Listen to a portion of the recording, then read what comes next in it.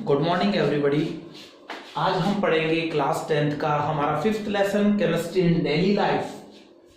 ये जो लेसन है बेसिकली इसमें हम उन केमिकल सब्सटेंसेस के बारे में पढ़ेंगे जो हमारी एवरीडे लाइफ में यूज होते हैं। विशेष रूप से आपके जो सब्सटेंसेस हैं उनको हम 3 तरह से कैटेगराइज करेंगे: एसिड, बेस, सॉल्ट। तो यहां हम पढ़ने वाले हैं एसिड क्या है, बेस क्या है, सोल्ट कैसे बनते हैं, उन सोल्ट की प्रिपरेशन कैसे करते हैं, उनकी केमिकल प्रॉपर्टीज क्या है, वो हमारी एवरीडे लाइफ में किस तरह से यूज होते हैं, ये हम इस लेसन में पढ़ने वाले हैं। स्टार्ट करते हैं हमारी आरबीएससी की 10th क्लास की केमिस्ट्री का ये 5th लेसन जिसका नाम है केमिस्ट्री इन डेली लाइफ। और इसमें सबसे पहले बात करते हैं एसिड के बारे में। देखिए, एसिड और बेस की डेफिनेशन को लेके अलग अलग समय पर अलग अलग साइंटिस्ट ने अपने अपने अकॉर्डिंग इनको डिफाइन करने की कोशिश की। शुरू में हम एसिड की बात करें तो एसिड वर्ड आया एसिडस से। एसिडस जो है लैटिन वर्जन है, इसका वर्ड मीनिंग होता है सॉर, SOUR। सॉर मीन्स खट्टे, यानी ऐसे सब्सटेंस जो टेस्ट में कैसे थे, सॉर थे, उनको एसिड बोल दिया गया। इसी तरह से ऐसे सब्सटेंस जो टेस्ट में बिटर थे, कड़वे, फर्क समझते हैं आप सॉर एंड बिटर का? खट्टे, खट्टा तो नींबू भी होता है सॉर, बिटर कड़वा करेला होता है, तो डिफरेंट टेस्ट है। तो सब्सटेंस जो टेस्ट में कैसे थे, सॉर थे, उनको एसिड कह दिया गया। और सब्सटेंस जो टेस्ट में कैसे थे, बिटर थे, उनको बेस कह दिया गया। बी से बिटर, बेस और बिटर। बेस बिटर था, एसिड सॉर था। साथ ही इंडिकेटर के रूप में एक पुराना नेचुरल इंडिकेटर है जो लाइकेन से मिलता है, इसे आप कहते हैं लिटमस पेपर। 2 तरह के आते हैं, रेड एंड ब्लू। जो एसिड थे इनके सॉल्यूशन क्या करते हैं, ये एसिड जो है इनके सॉल्यूशन ब्लू लिटमस पेपर को रेड कर देते हैं। वहीं बेसिस क्या करते हैं, वो रेड लिटमस पेपर को ब्लू करते हैं, बिल्कुल एसिड के अपोजिट चलते हैं। इसलिए हम ऐसा कह रहे हैं कि एसिड क्या है, दोनों चीजों को मैच करते हैं, इंडिकेटर के साथ इफेक्ट को और टेस्ट को। एसिड क्या है, the substances which are sour in taste and turns blue litmus paper to red. ऐसे सब्सटेंसेस जो टेस्ट में सॉर होते हैं और ब्लू लिटमस पेपर को रेड कर देते हैं, उनको क्या कह देते हैं, एसिड कह देते हैं। हिंदी के हिसाब से आप याद रखें, अनिल, ए फॉर एसिड, नी फॉर नीला, ले फॉर लाल। एसिड करता है नीले को लाल।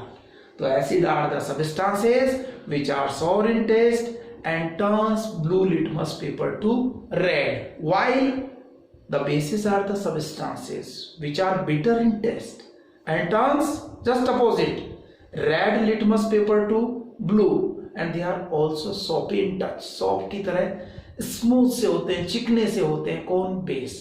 तो बेसिस क्या है, the substances which are bitter in taste, soapy in touch and turns red litmus paper to blue, उनको आप क्या कहेंगे, बेसिस कहेंगे।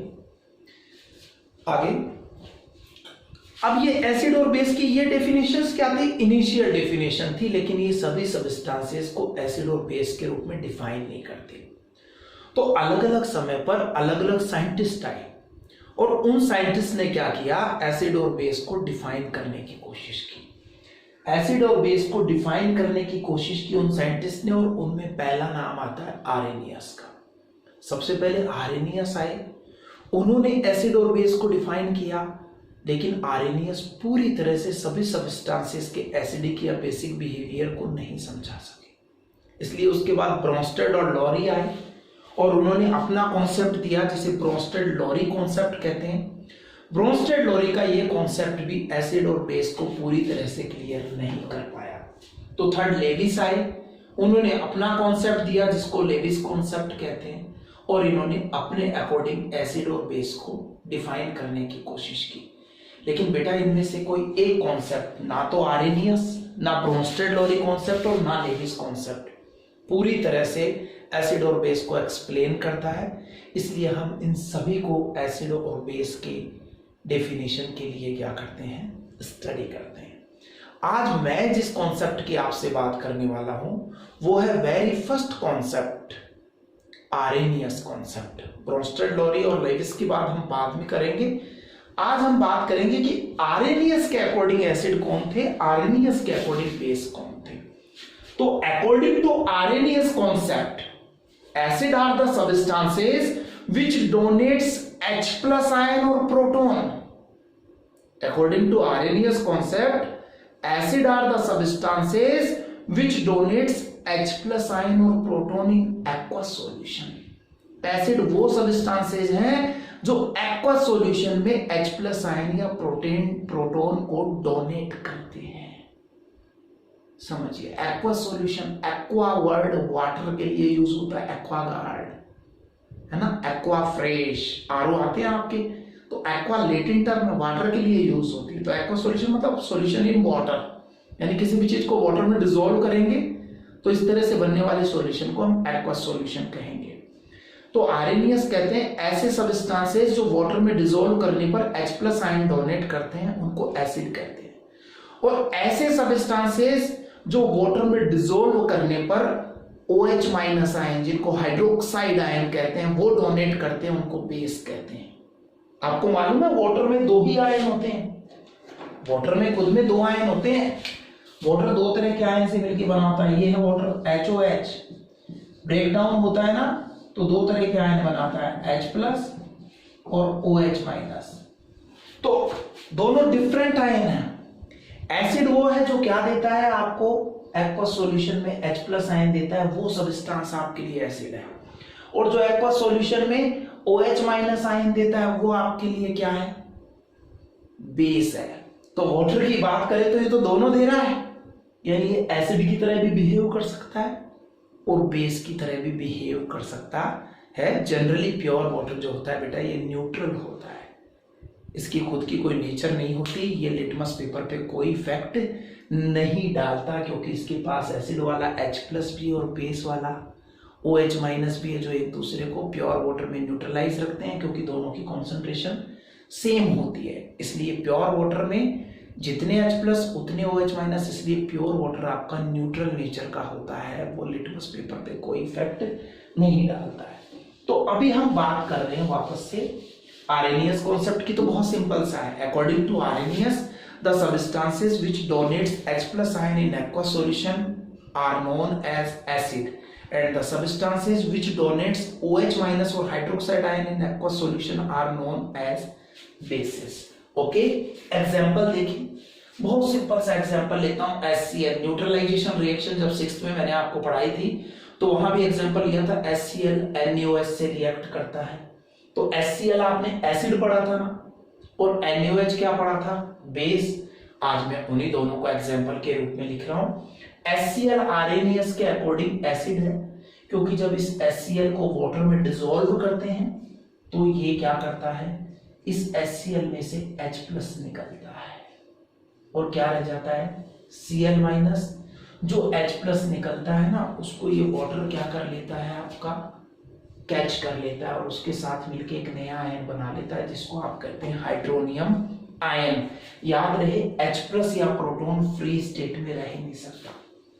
हम एटम को डिफाइन करते हैं तो हम क्या कहते हैं, the smallest particle of a substance which can take part in a chemical reaction, जो किसी केमिकल रिएक्शन में पार्टिसिपेट करता है, and which can't live free, और जो फ्री स्टेट में रह ही नहीं सकता।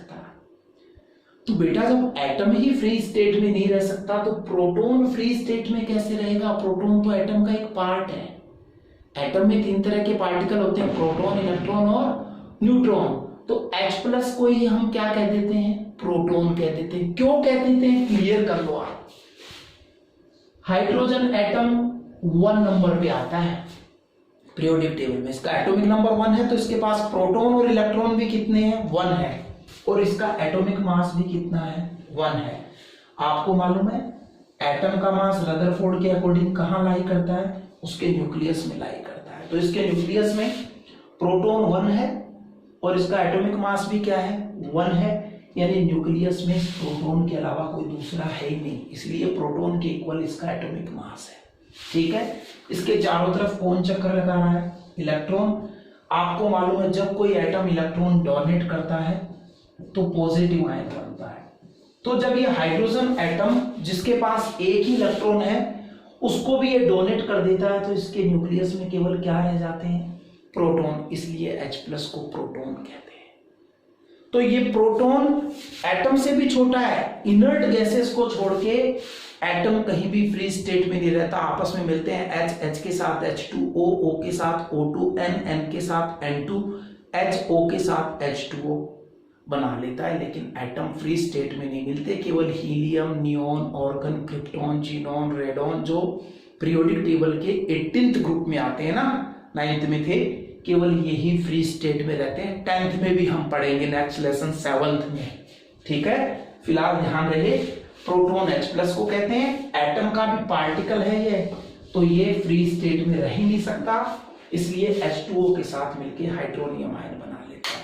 तो इस तरह से HCl को जब वाटर में डिसॉल्व करते हैं तो H+ आयन डोनेट करता है, इसलिए इसका बिहेवियर कैसा हो गया? एसिडिक। और इस H+ आयन की वजह से इसका aqueous solution blue litmus paper को रेड में टर्न कर देता है।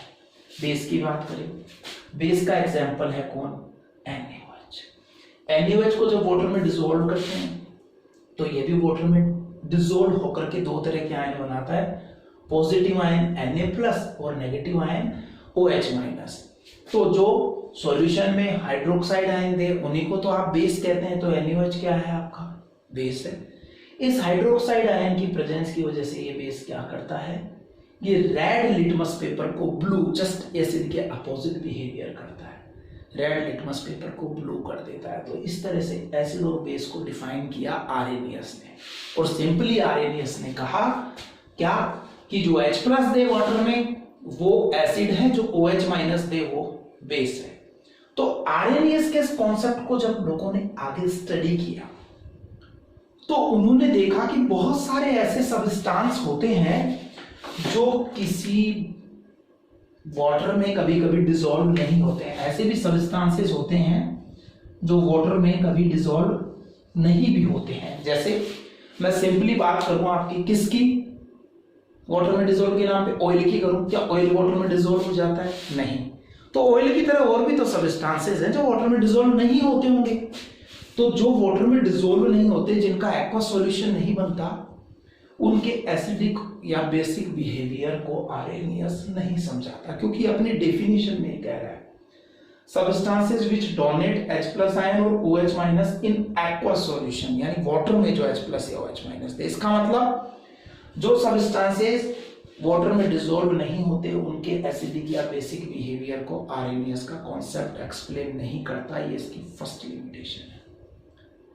बाद में साइंटिस्ट ने ये देखा कि अमोनिया, जिसका फॉर्मूला NH3 होता है, इसकी नेचर बेसिक होती है। अब आर्हेनियस कहता है कि बेसिक नेचर वो शो करेगा जो एक्वस सॉल्यूशन में क्या देगा? OH- ion. अमोनिया के फॉर्मूले में OH है ही नहीं, यहां तो NH3 है। तो अमोनिया की बेसिक नेचर को इससे नहीं समझाया जा सकता। तो अमोनिया जैसे और भी सबस्टेंसेस जिनके पास OH- आयन नहीं होते, उनके बेसिक बिहेवियर को आपका आर्हेनियस कॉन्सेप्ट नहीं समझा पाता। फाइनल और थर्ड लिमिटेशन आर्हेनियस कॉन्सेप्ट की, ये उन सबस्टेंसेस के एसिडिक बिहेवियर को भी नहीं समझाता जो प्रोटॉन डोनेट नहीं करते। साइंटिस्ट ने देखा BF3, AlCl3, CO2, SO2, NO2, आप देख रहे हैं ये सारे ऐसे फॉर्मूले हैं आपके जिनमें H+ नजर ही नहीं आ रहा, लेकिन ये सब क्या करते हैं? एसिडिक बिहेवियर शो करते हैं। और आर्हेनियस कह रहा है साहब एसिड की तरह बिहेव वो करेगा जिसके पास प्रोटॉन है, H+ है। तो CO2, SO2, NO2, AlCl3, BF3 इनके फॉर्मूले में कहीं H आ ही नहीं रहा, लेकिन फिर भी ये एसिडिक बिहेवियर शो करते हैं। तो ये थर्ड लिमिटेशन रही कि जिन सबस्टेंसेस में प्रोटॉन नहीं होता, H+ नहीं होता, ये उनके एसिडिक बिहेवियर को एक्सप्लेन नहीं करता। तो ये 3 लिमिटेशन है किसकी? आर्हेनियस के कॉन्सेप्ट की। ठीक है, तो ये हमने बात की आर्हेनियस कॉन्सेप्ट के बारे में। तो ये कॉन्सेप्ट और इसकी लिमिटेशन आपको पता होनी चाहिए। अब मैं थोड़ा सा आगे बढ़ूंगा। आर्हेनियस ने आपको ये जो कॉन्सेप्ट दिया, ये कॉन्सेप्ट देने के बाद आर्हेनियस ने ये भी कहा कि कुछ एसिड या बेस ऐसे होते हैं जिनको वाटर में डिसॉल्व करने पर वो कंप्लीटली आयोनाइज्ड हो जाते हैं, जबकि कुछ ऐसे होते हैं जिनको वाटर में डिसॉल्व करने पर वो कंप्लीटली आयोनाइज्ड नहीं होते हैं। बात को समझिए। सॉल्ट होता है ना, नमक, कॉमन सॉल्ट जिसको आप कहते हैं food salt, NaCl, sodium chloride, आप वाटर में डिसॉल्व कीजिए, एक बार स्पून को हिलाइए, आपका नमक दिखेगा ही नहीं, क्योंकि वो कंप्लीटली सोल्यूबल हो गया है, कंप्लीटली आयोनाइज्ड हो गया है। ओके। शुगर होती है, शुगर को वाटर में डिसॉल्व कीजिए, एक दो बार स्पून से हिलाने से क्या शुगर पूरी डिसॉल्व हो जाती है? नहीं, वो कुछ डिसॉल्व हो जाती है, पार्शियल सोल्यूबल हो जाती है। तो बेटा ऐसे देखिए, बाद में पूरा हिलाने पे ठीक है वो सोल्यूबल हो जाएगी। तो ऐसे ही एसिड और बेस में से कुछ एसिड और बेस तो ऐसे होते हैं जो कंप्लीटली आयोनाइज्ड हो जाते हैं, उनको हम कहते हैं स्ट्रॉन्ग एसिड और स्ट्रॉन्ग बेस। और कुछ एसिड और बेस ऐसे होते हैं जो कंप्लीटली आयोनाइज्ड नहीं होते, उनको हम कहते हैं weak acid and weak base. It means the acid और base, acid and base which gets completely ionized are known as strong acid or strong base, and the acid or base which doesn't get completely ionized, means which partially ionized, are known as weak acid or weak base. Example देखिए, कौन है strong acid, कौन है strong base, कौन है weak acid और कौन है वीक बेस। तो अब हम पढ़ रहे हैं एग्जाम्पल किसके, स्ट्रॉन्ग एसिड के और वीक एसिड के। स्ट्रॉन्ग एसिड मैंने किसे कहा था? The acids which are completely ionised in aqua solution are known as strong acid according to Arrhenius. Arrhenius के अकॉर्डिंग जो वाटर में डिसॉल्व करने पर कंप्लीटली आयोनाइज्ड हो जाए, मींस पूरी तरह से उसमें डिसॉल्व हो जाए, वो आपके क्या हैं? वो आपके स्ट्रॉन्ग एसिड है। ठीक है। जैसे इसमें कौन आते हैं? मिनरल एसिड्स आते हैं। मिनरल एसिड्स कौन से? वो एसिड जिनमें किसी में कार्बन नहीं दिखे ना आपको फॉर्मूले में, वो सब मिनरल एसिड है और वो सब स्ट्रॉन्ग है। जैसे हाइड्रोक्लोरिक एसिड HCl, सुना है आपने हाइड्रोक्लोरिक एसिड HCl? इसको हमारी लोकल लैंग्वेज में कहते हैं नमक का तेजाब। जो टॉयलेट क्लीनर के रूप में एसिड यूज करते हैं वो यही हाइड्रोक्लोरिक एसिड होता है। Hydrogen bromide, hydrogen iodide, HNO2 nitrous acid, HNO3 nitric acid, बड़ा इंपॉर्टेंट एसिड है। इस नाइट्रिक एसिड का 25% और इस HCl का 75% मिक्सचर जो है, इसको मिला के हम कहते हैं एक्वारेजिया।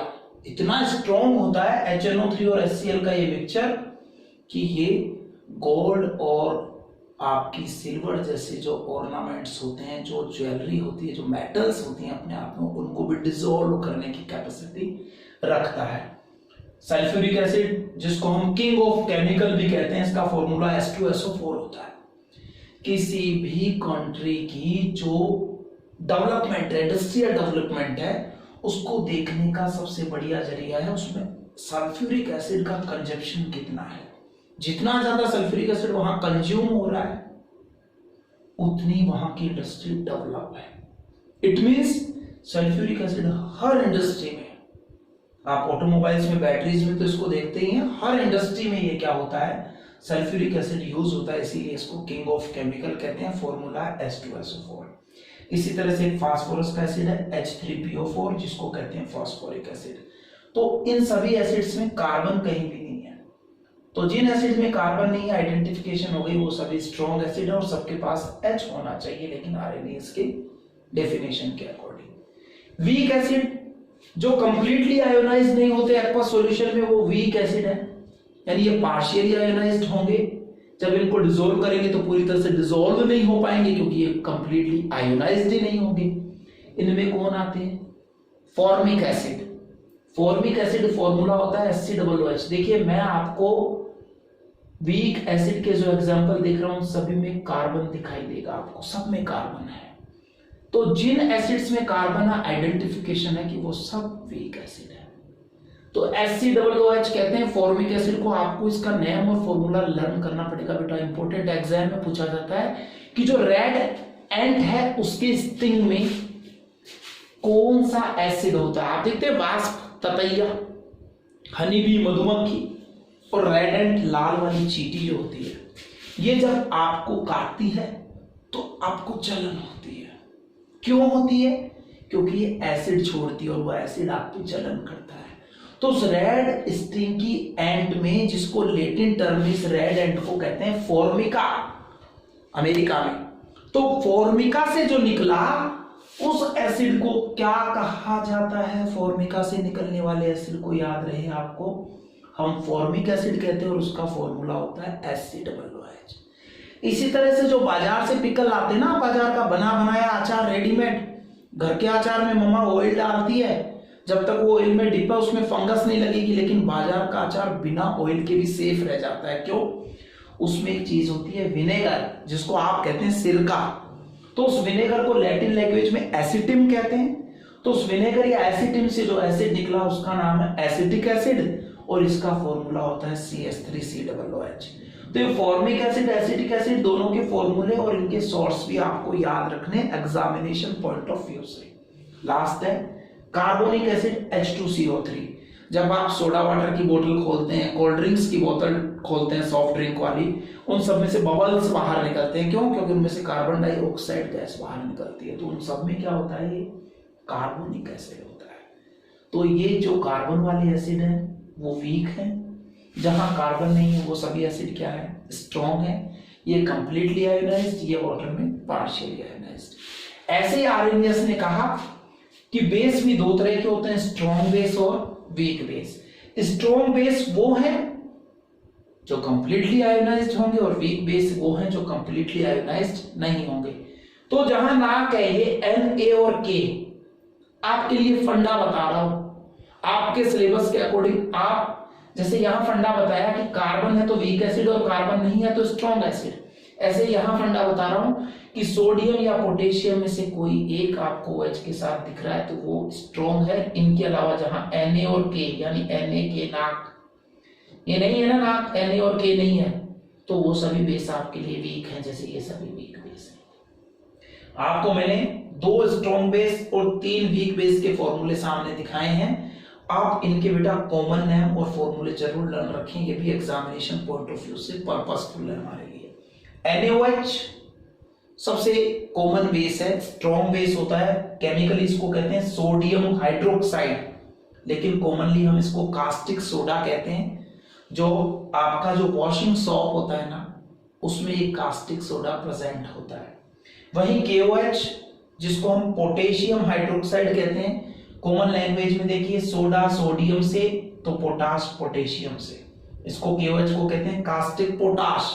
जो आपका बाथिंग सॉप होता है, 2 सॉप होते हैं ना, एक वॉशिंग सॉप और एक बाथिंग सॉप। वॉशिंग सॉप से कपड़े धोते हैं, क्लॉथ, और बाथिंग सॉप से आप बात करते हैं। तो KOH बाथिंग सॉप में होता है और NaOH वॉशिंग सॉप में होता है, तो इसको कास्टिक सोडा कहते हैं, इसको कास्टिक पोटाश। ये दोनों स्ट्रॉन्ग बेस हैं। वही CaOH का whole twice calcium hydroxide, magnesium hydroxide और बेरियम हाइड्रोक्साइड, ये तीनों आपके वीक बेसिस हैं। कैल्शियम हाइड्रोक्साइड को हम कॉमन लैंग्वेज में लाइम वाटर कहते हैं। ये जो लाइम वाटर है, जब आप कैल्शियम कार्बोनेट को वाटर में डिसॉल्व करते हैं तो कार्बन डाइऑक्साइड गैस बाहर निकलती है। देखिए ये होता है कैल्शियम कार्बोनेट, आपने पढ़ा था थर्मोलाइसिस में, ये ब्रेक डाउन होकर बनाता है CaO + CO2। तो ये जो CaO बना है ना कैल्शियम ऑक्साइड, अगर इसको वाटर दे देना बेटा तो यही क्या बना लेता है? कैल्शियम हाइड्रोक्साइड बना लेता है। इस कैल्शियम हाइड्रोक्साइड को हम लाइम वाटर यानी चूने का पानी भी कह देते हैं लोकल लैंग्वेज में, तो आप इसे भी जरूर याद रखें, लाइम वाटर। MgOH का होल ट्वाइस मैग्नीशियम हाइड्रोक्साइड, इसको मिल्क ऑफ मैग्नीशिया कहते हैं। ये मिल्क ऑफ मैग्नीशिया आप एंटा एसिड मेडिसिन के रूप में यूज करते हैं। एंटा एसिड क्या होते हैं? हम कहते हैं ना इनोन एसिडिटी कोन, यानी कुछ सब्सटेंसेस ऐसे होते हैं जिनको लें तो लेते एसिडिटी जो है पेट की, जो पेट में गैस बनती है स्टमक में, कई बार हमारे उस एसिडिटी को रिमूव कर देती है। आपको मालूम है बेस एसिड का दुश्मन है, तो एसिड और बेस न्यूट्रलाइजेशन रिएक्शन करते हैं ना, तो आपकी स्टमक में क्या होता है, ऑक्सैल्टिक ग्लैंड होती हैं, इनसे ये हाइड्रोक्लोरिक एसिड सिक्रेट होता है स्टमक में, जो डाइजेशन में हेल्प करता है, पीएच को एसिडिक बनाता है ताकि एंजाइम काम करें, फूड में प्रेजेंट बैक्टीरिया को किल करता है। तो इस HCl की वजह से कई बार एसिडिटी हो जाती है स्टमक में, तो उस एसिडिटी के इफेक्ट को कम करने के लिए बेस को यूज करते हैं। तो हम वीक बेस के रूप में मैग्नीशियम हाइड्रोक्साइड को यूज करते हैं, जिसको कॉमन लैंग्वेज में मिल्क ऑफ मैग्नीशिया कहा जाता है।